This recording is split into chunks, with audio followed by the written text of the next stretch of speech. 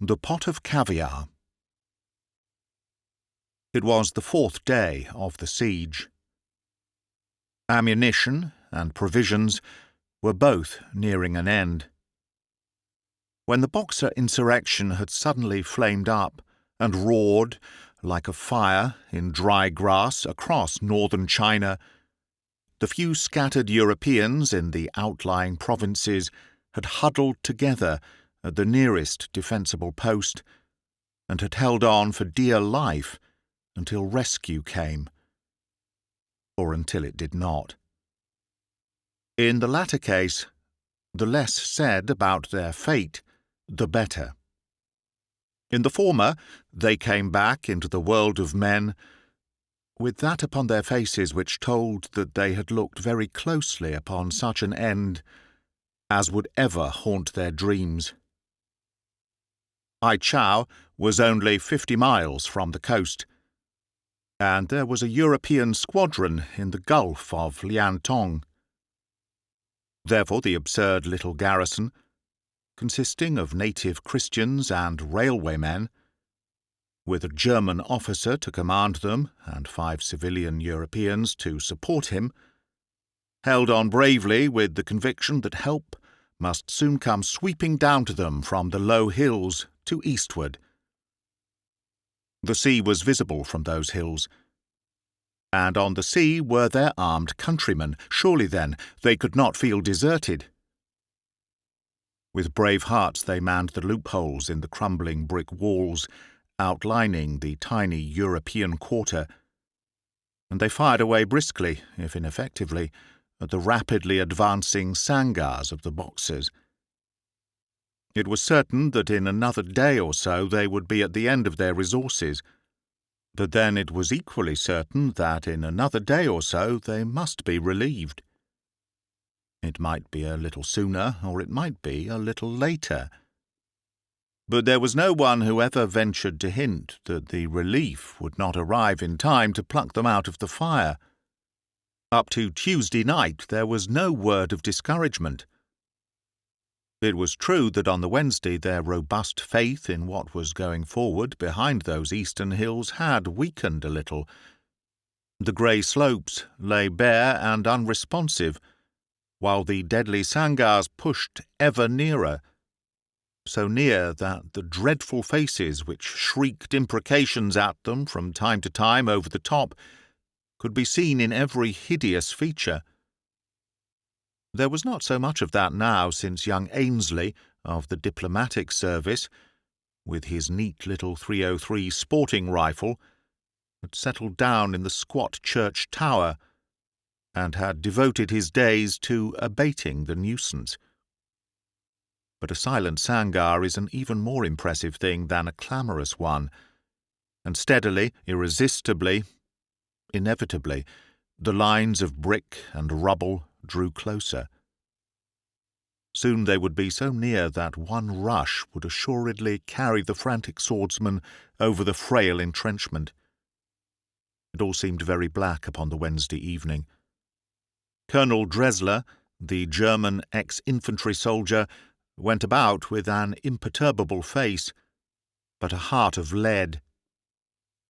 Ralston, of the railway, was up half the night writing farewell letters. Professor Mercer, the old entomologist, was even more silent and grimly thoughtful than ever. Ainsley had lost some of his flippancy. On the whole, the ladies, Miss Sinclair, the nurse of the Scotch mission, Mrs. Patterson, and her pretty daughter Jessie, were the most composed of the party. Father Pierre, of the French mission, was also unaffected, as was natural to one who regarded martyrdom as a glorious crown. The Boxers, yelling for his blood beyond the walls, disturbed him less than his forced association with the sturdy Scotch presbyterian presence of Mr. Patterson, with whom for 10 years he had wrangled over the souls of the natives. They passed each other now in the corridors as dog passes cat, and each kept a watchful eye upon the other, lest even in the trenches he might filch some sheep from the rival fold, whispering heresy in his ear. But the Wednesday night passed without a crisis, and on the Thursday all was bright once more. It was Ainsley, up in the clock tower, who had first heard the distant thud of a gun. Then Dresler heard it, and within half an hour it was audible to all, that strong iron voice calling to them from afar and bidding them to be of good cheer, since help was coming. It was clear that the landing party from the squadron was well on its way. It would not arrive an hour too soon. The cartridges were nearly finished. Their half rations of food would soon dwindle to an even more pitiful supply. But what need to worry about that, now that relief was assured? There would be no attack that day, as most of the Boxers could be seen streaming off in the direction of the distant firing, and the long lines of sangars were silent and deserted. They were all able, therefore, to assemble at the lunch table, a merry, talkative party full of that joy of living which sparkles most brightly under the imminent shadow of death. "The pot of caviare!" cried Ainsley. "Come, Professor, out with the pot of caviare." "Potstausend, yes," grunted old Dresler. "It is certainly time that we had that famous pot." The ladies joined in, and from all parts of the long, ill-furnished table there came the demand for caviare. It was a strange time to ask for such a delicacy, but the reason is soon told. Professor Mercer, the old Californian entomologist, had received a jar of caviare in a hamper of goods from San Francisco, arriving a day or two before the outbreak. In the general pooling and distribution of provisions, this one dainty and 3 bottles of Lacrima Christi from the same hamper had been accepted and set aside. By common consent they were to be reserved for the final joyous meal, when the end of their peril should be in sight. Even as they sat, the thud-thud of the relieving guns came to their ears, more luxurious music to their lunch than the most sybaritic restaurant of London could have supplied. Before evening the relief would certainly be there. Why then should their stale bread not be glorified by the treasured caviare? But the Professor shook his gnarled old head and smiled his inscrutable smile. "Better wait," said he. "Wait? Why wait?" cried the company. "They have still far to come," he answered. "They will be here for supper at the latest," said Ralston of the railway, a keen, bird-like man with bright eyes and long projecting nose. "They cannot be more than 10 miles from us now. If they only did 2 miles an hour, it would make them due at 7. "There is a battle on the way," remarked the colonel. "You will grant 2 hours or 3 hours for the battle?" "Not half an hour," cried Ainsley. "They will walk through them as if they were not there. What can these rascals with their matchlocks and swords do against modern weapons?"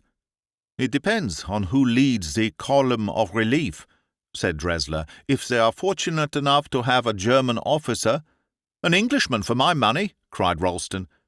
"The French Commodore is said to be an excellent strategist," remarked Father Pierre. "I don't see that it matters a toss," cried the exuberant Ainsley.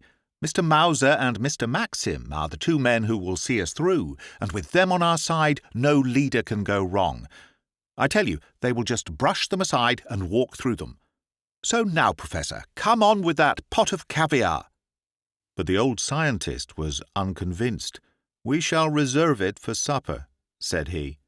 "After all," said Mr. Patterson, in his slow, precise Scottish intonation, "it will be a courtesy to our guests, the officers of the relief, if we have some palatable food to lay before them.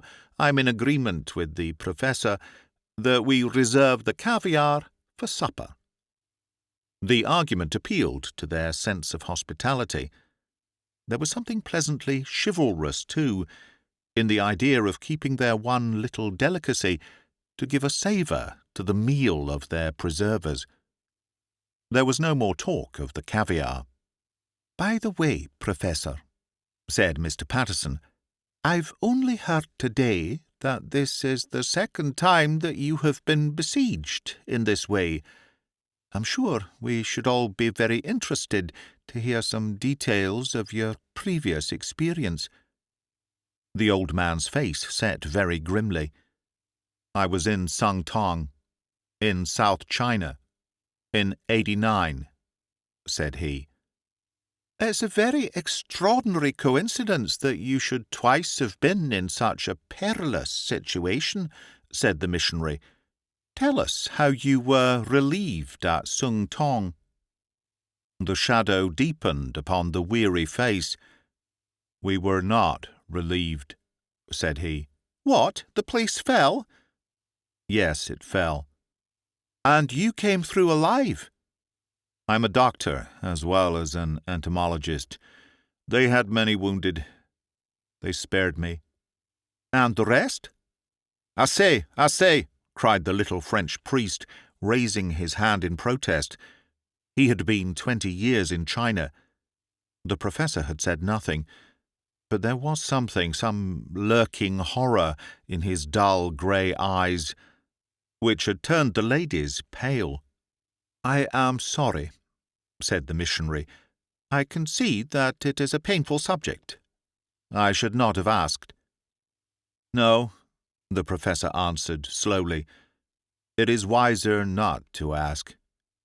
It is better not to speak about such things at all. But surely those guns are very much nearer." There could be no doubt of it. After a silence, the thud-thud had recommenced, with a lively ripple of rifle fire, playing all round that deep bass master note. It must be just at the farther side of the nearest hill. They pushed back their chairs and ran out to the ramparts. The silent-footed native servants came in and cleared the scanty remains from the table. But after they had left, the old professor sat on there, his massive grey-crowned head leaning upon his hands, and the same pensive look of horror in his eyes. Some ghosts may be laid for years, but when they do rise, it is not so easy to drive them back to their slumbers. The guns had ceased outside, but he had not observed it, lost as he was in the one supreme and terrible memory of his life. His thoughts were interrupted at last by the entrance of the commandant. There was a complacent smile upon his broad German face. "The Kaiser will be pleased," said he, rubbing his hands. "Yes, certainly. It should mean a decoration. Defense of Ai Chau against the Boxers by Colonel Dresler, late Major of the 114th Hanoverian Infantry. Splendid resistance of small garrison against overwhelming odds. It will certainly appear in the Berlin papers." "Then you think we are saved?" said the old man, with neither emotion nor exultation in his voice. The colonel smiled. "Why, Professor," said he, "I have seen you more excited on the morning when you brought back Lepidus mercerensis in your collecting box." "The fly was safe in my collecting box first," the entomologist answered. "I have seen so many strange turns of fate in my long life that I do not grieve, nor do I rejoice, until I know that I have cause. But tell me the news." "Well," said the colonel, lighting his long pipe and stretching his gaitered legs in the bamboo chair, "I'll stake my military reputation that all is well. They are advancing swiftly. The firing has died down to show that resistance is at an end, and within an hour we'll see them over the brow. Ainsley is to fire his gun 3 times from the church tower as a signal, and then we shall make a little sally on our own account." "And you are waiting for this signal?" "Yes, we are waiting for Ainsley's shots." I thought I would spend the time with you, for I had something to ask you. What was it? Well, you remember your talk about the other siege, the siege of Sung Tong. It interests me very much from a professional point of view. Now that the ladies and civilians are gone, you will have no objection to discussing it? It is not a pleasant subject. No, I dare say not. Mein Gott, it was indeed a tragedy, but you have seen how I have conducted the defense here. Was it wise? Was it good? Was it worthy of the traditions of the German army? I think you could have done no more. Thank you. But this other place, was it ably defended? To me, a comparison of this sort is very interesting. Could it have been saved? No, everything possible was done, save only one thing. Ah, there was one omission. What was it? No one, above all, no woman, should have been allowed to fall alive into the hands of the Chinese. The colonel held out his broad red hand and enfolded the long, white, nervous fingers of the professor. You are right, 1,000 times right. But do not think that this has escaped my thoughts. For myself, I would die fighting. So would Ralston. So would Ainsley. I have talked to them, and it is settled. But the others, I have spoken with them. But what are you to do? There are the priest and the missionary and the women.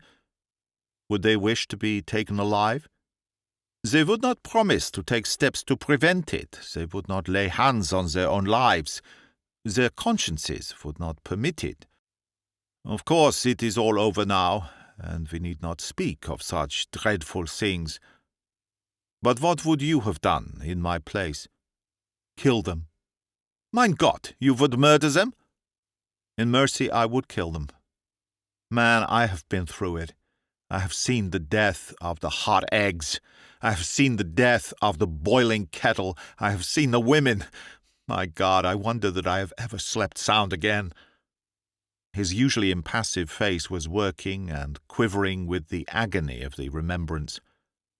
I was strapped to a stake, with thorns in my eyelids to keep them open. My grief at their torture was a less thing than my self-reproach, when I thought that I could with one tube of tasteless tablets have snatched them, at the last instant, from the hands of their tormentors. Murder! I am ready to stand at the divine bar and answer for 1,000 murders such as that. Sin! Why, it is such an act as might well cleanse the stain of real sin from the soul. But if, knowing what I do, I should have failed this second time to do it, then, by heaven, there is no hell deep enough or hot enough to receive my guilty, craven spirit. The colonel rose, and again his hand clasped that of the professor. You speak sense, said he. You are a brave, strong man. You know your own mind. Yes, by the Lord, you would have been my great help had things gone the other way. I have often thought and wondered in the dark, early hours of the morning, but I did not know how to do it. But we should have heard Ainsley's shots before now. I will go and see. Again the old scientist sat alone with his thoughts. Finally, as neither the guns of the relieving force, nor yet the signal of their approach sounded upon his ears, he rose, and was about to go himself upon the ramparts to make inquiry, when the door flew open, and Colonel Dresler staggered into the room. His face was of a ghastly yellow-white, and his chest heaved like that of a man exhausted with running. There was brandy on the side table, and he gulped down a glassful. Then he dropped heavily into a chair. "Well," said the professor coldly, "they are not coming?" "No, they cannot come." There was silence for a minute or two, the two men staring blankly at each other. "Do they all know?" "No one knows but me." How did you learn?" "I was at the wall near the postern gate, the little wooden gate that opens on the rose garden. I saw something crawling among the bushes. There was a knocking at the door. I opened it. It was a Christian Tartar, badly cut about with swords. He had come from the battle. Commodore Wyndham, the Englishman, had sent him. The relieving force had been checked. They had shot away most of their ammunition. They had entrenched themselves and sent back to the ships for more. 3 days must pass before they could come. That was all. Mein Gott, it was enough." The professor bent his shaggy grey brows. "Where is the man?" he asked. "He is dead. He died of loss of blood. His body lies at the postern gate." "And no one saw him?" "Not to speak to." "Oh, they did see him then?" "Ainsley must have seen him from the church tower. He must know that I have tidings. He will want to know what they are. If I tell him, they must all know." "How long can we hold out?" "An hour or 2 at the most." "Is that absolutely certain?" "I pledge my credit as a soldier upon it." "Then we must fall?" "Yes, we must fall." "There is no hope for us?" "None." The door flew open and young Ainsley rushed in. Behind him crowded Ralston, Patterson, and a crowd of white men and of native Christians. "You've had news, Colonel?" Professor Mercer pushed to the front. "Colonel Dresler has just been telling me. It is all right. They have halted, but will be here in the early morning. There is no longer any danger." A cheer broke from the group in the doorway. Everyone was laughing and shaking hands. "But suppose they rush us before tomorrow morning?" cried Ralston in a petulant voice. "What infernal fools these fellows are not to push on! Lazy devils, they should be court-martialled, every man of them." "It's all safe," said Ainsley. "These fellows have had a bad knock. We can see they're wounded, being carried by the 100 over the hill. They must have lost heavily. They won't attack before morning." No, said the colonel. "It is certain that they won't attack before morning. Nonetheless, get back to your posts. We must give no point away." He left the room with the rest. But as he did so, he looked back, and his eyes, for an instant, met those of the old professor.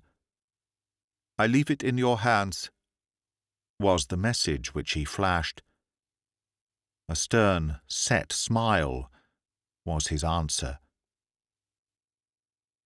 The afternoon wore away, without the Boxers making their last attack. To Colonel Dresler it was clear that the unwonted stillness meant only that they were reassembling their forces from their fight with the relief column, and were gathering themselves for the inevitable and final rush. To all the others it appeared that the siege was indeed over, and that the assailants had been crippled by the losses which they had already sustained.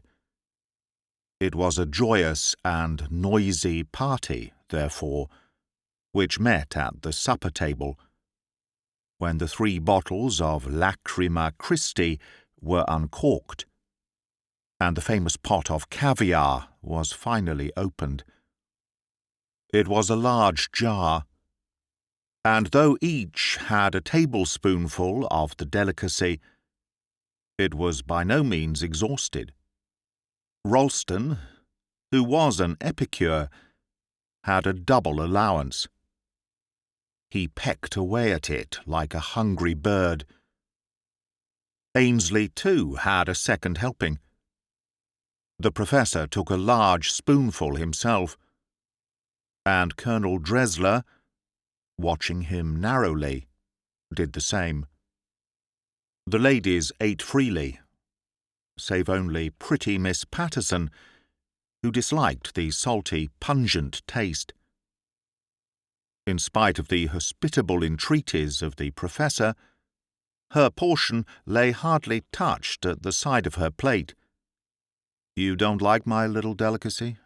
It is a disappointment to me when I had kept it for your pleasure," said the old man. "I beg that you will eat the caviar. I have never tasted it before.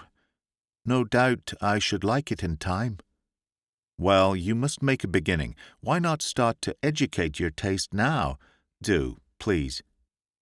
Pretty Jessie Patterson's bright face shone with her sunny, boyish smile. "Why, how earnest you are," she laughed. "I had no idea you were so polite, Professor Mercer.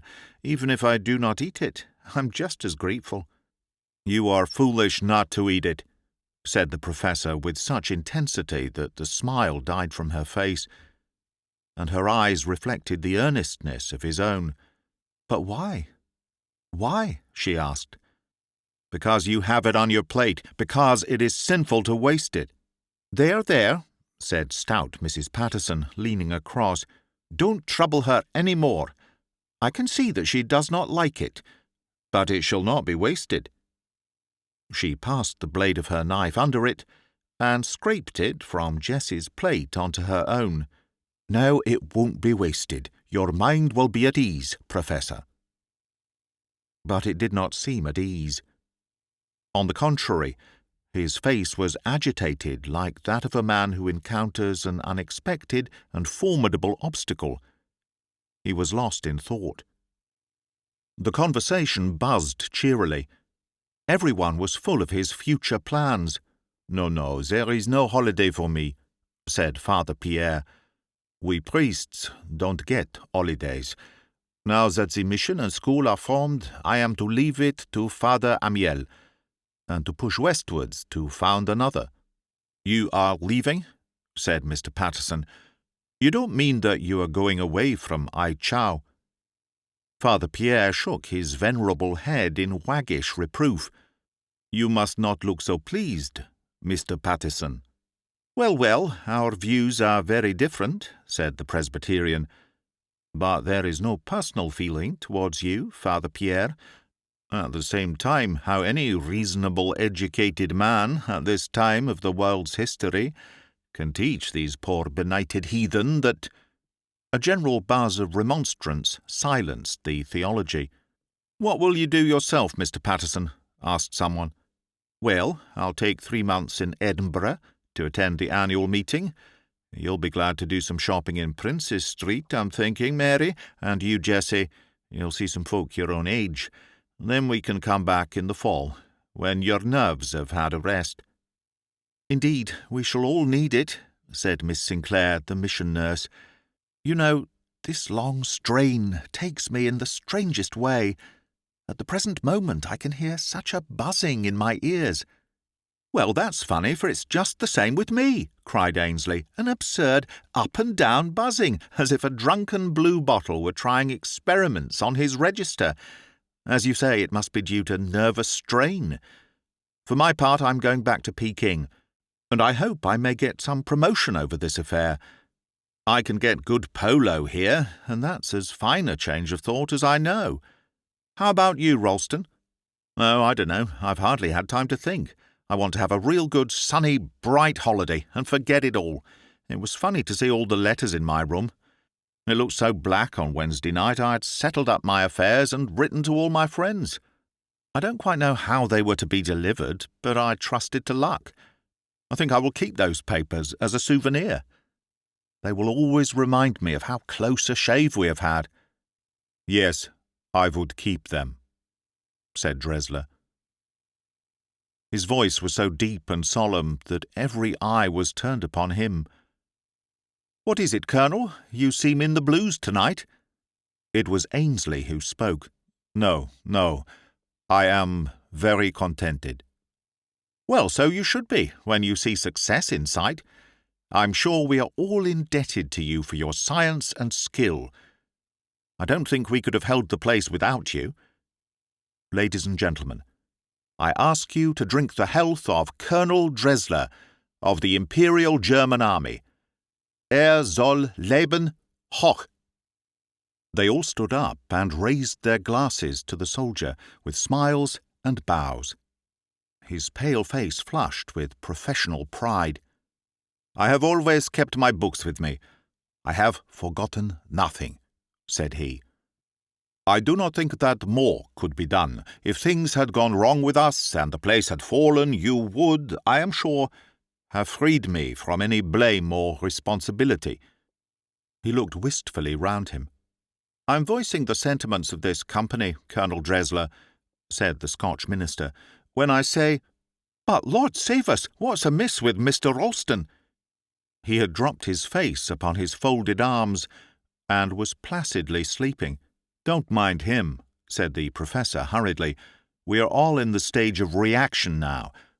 I have no doubt that we are all liable to collapse. It is only tonight that we shall feel what we have gone through." "I'm sure I can fully sympathize with him," said Mrs. Patterson. "I don't know when I've been more sleepy. I can hardly hold my own head up." She cuddled back in her chair and shut her eyes. "Well, I've never known Mary do that before," cried her husband, laughing heartily. "Gone to sleep over her supper? Whatever will she think when we tell her of it afterwards?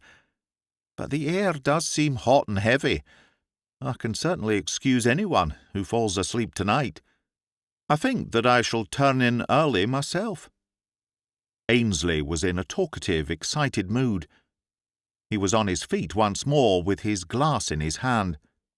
"I think that we ought to have one drink all together and then sing Auld Lang Syne," said he, smiling round at the company. "For a week we have all pulled in the same boat, and we've got to know each other, as people never do in the quiet days of peace. We've learned to appreciate each other, and we've learned to appreciate each other's nations. There's the Colonel here, stands for Germany, and Father Pierre is for France. Then there's the Professor for America. Ralston and I are Britishers. Then there's the ladies, God bless 'em. They have been angels of mercy and compassion all through the siege. I think we should drink the health of the ladies. Wonderful thing. The quiet courage, the patience, what shall I say? The fortitude, by George, look at the Colonel. He's gone to sleep too. Most infernal sleepy weather." His glass crashed down upon the table, and he sank back, mumbling and muttering, into his seat. Miss Sinclair, the pale mission nurse, had dropped off also. She lay like a broken lily across the arm of her chair. Mr. Patterson looked round him and sprang to his feet. He passed his hand over his flushed forehead. "This isn't natural, Jessie," he cried. "Why are they all asleep? There's Father Pierre. He's off too. Jessie, your mother is cold. Is it sleep? Is it death? Open the windows! Help! Help! Help!" He staggered to his feet and rushed to the windows. But midway his head spun round, his knees sank under him, and he pitched forward onto his face. The young girl had also sprung to her feet. She looked round her with horror-stricken eyes at her prostrate father and the silent ring of figures. "Professor Mercer, what is it? What is it?" she cried. "Oh, my God, they are dying! They are dead!" The old man had raised himself by a supreme effort of his will, though the darkness was already gathering thickly round him. "My dear young lady," he said, stuttering and stumbling over the words, "we would have spared you this. It would have been painless to mind and body. It was cyanide. I had it in the caviare, but you would not have it." "Great heaven!" She shrank away from him with dilated eyes. "Oh, you monster! You monster! You have poisoned them!" No, I saved them. You don't know the Chinese. They are horrible. In another hour we should all have been in their hands. Take it now, child." Even as he spoke, a burst of firing broke out under the very windows of the room. "Hark, they are here. Quick, dear, quick, you may cheat them yet." But his words fell upon deaf ears. for the girl had sunk back senseless in her chair. The old man stood listening for an instant to the firing outside. But what was that? Merciful Father, what was that? Was he going mad? Was it the effect of the drug? Surely it was a European cheer. Yes, there were sharp orders in English. There was the shouting of sailors. He could no longer doubt it. By some miracle, the relief had come after all. He threw his long arms upwards in his despair. "What have I done? Oh, good Lord! What have I done?" he cried. It was Commodore Wyndham himself who was the first, after his desperate and successful night attack, to burst into that terrible supper-room. Round the table sat the white and silent company. Only in the young girl, who moaned and faintly stirred, was any sign of life to be seen. And yet there was one in the circle who had the energy for a last supreme duty. The Commodore, standing stupefied at the door, saw a grey head slowly lifted from the table, and the tall form of the Professor staggered for an instant to its feet. "Take care of the caviar, for God's sake! Don't touch the caviar!" he croaked. Then he sank back once more, and the circle of death was complete.